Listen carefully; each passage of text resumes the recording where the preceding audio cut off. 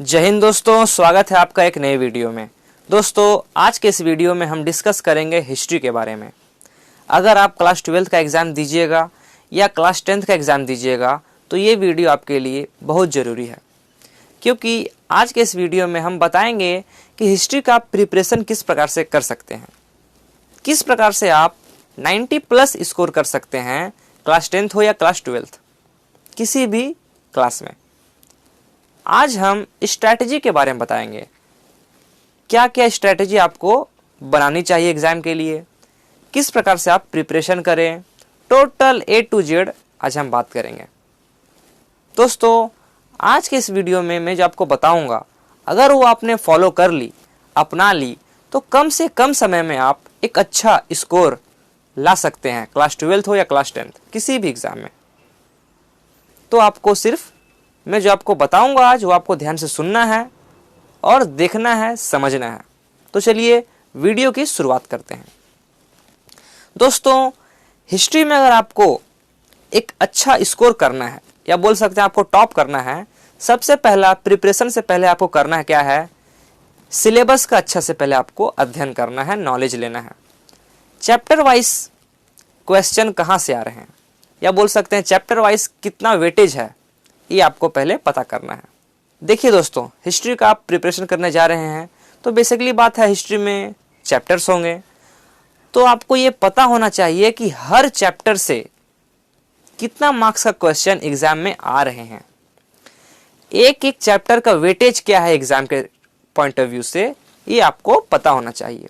ये सब चीज़ें आपको पता होना चाहिए ताकि आपको एग्जाम के लिए लर्न करने में ईजी हो। तो सबसे पहला काम यही करना है कि चैप्टर वाइज वेटेज आपको पता होना चाहिए कि किस चैप्टर से कितना मार्क्स का क्वेश्चन एग्जाम में पूछे जाएंगे, चाहे आप किसी भी एग्जाम में हो, क्लास 10th में हो या 12th में हो, किसी भी क्लास का आप एग्जाम देने जा रहे हैं तो इस बात का आप विशेष ध्यान रखें। चैप्टर वाइज वेटेज आपको पता चल गया कि हाँ, एक चैप्टर से इतना आ रहा है, 2 चैप्टर से इतना आ रहा है, 3 चैप्टर से इतना आ रहा है, 4 से इतना आ रहा है, ये सभी बातें आपको पता है, तो आपके लिए प्रिपरेशन करना ईजी हो जाएगा।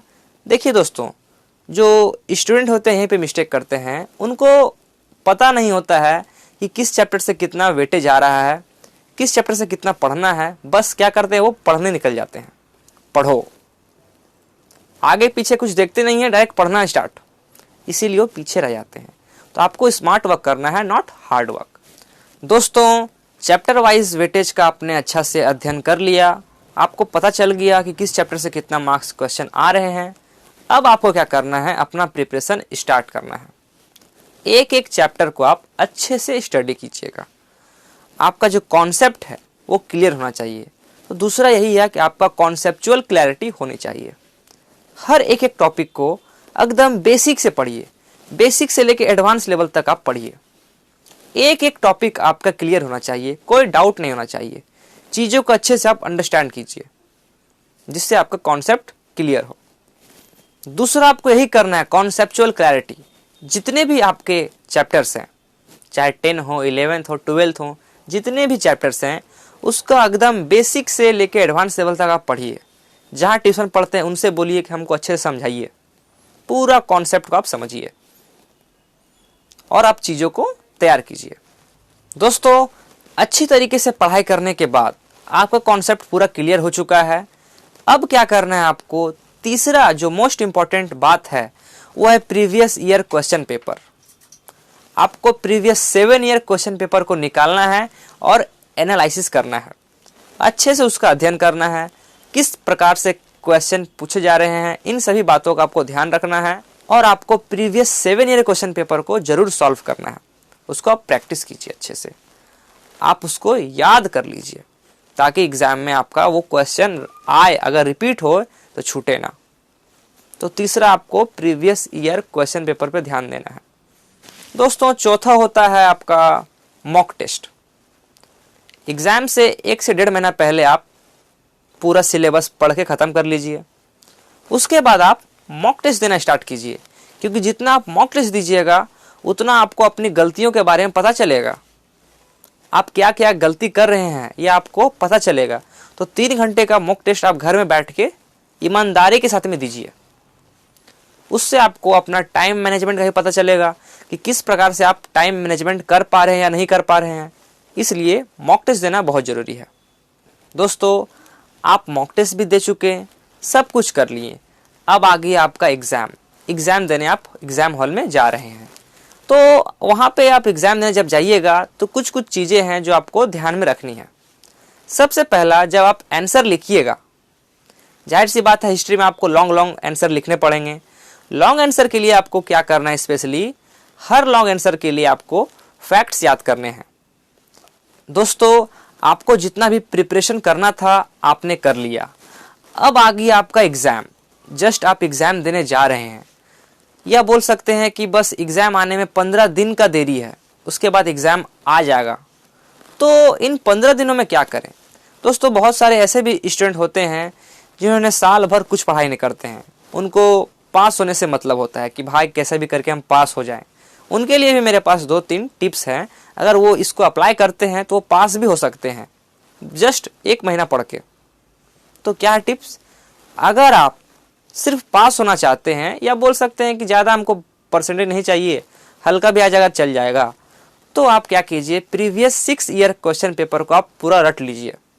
अगर आपने प्रीवियस 6 ईयर क्वेश्चन पेपर को रट लिया है अच्छे से, मेरा ये गारंटी है कि आप फेल नहीं होइएगा, कोई आपको फेल नहीं कर सकता है। और अगर आपने पूरा कॉपी भर दिया है तो आपको कोई फेल नहीं कर सकता। तो इस वीडियो की तरफ से ये मेरे लिए बोनस टिप है आपके लिए, इसको आप अच्छे से रख लीजिए। दोस्तों, हम बात कर रहे थे कि आपका पूरा प्रिपरेशन हो गया, अब एग्ज़ाम आने वाले हैं। तो एग्ज़ाम से रिलेटेड कुछ कुछ बातें होती हैं जो आपको ध्यान में रखनी पड़ती है।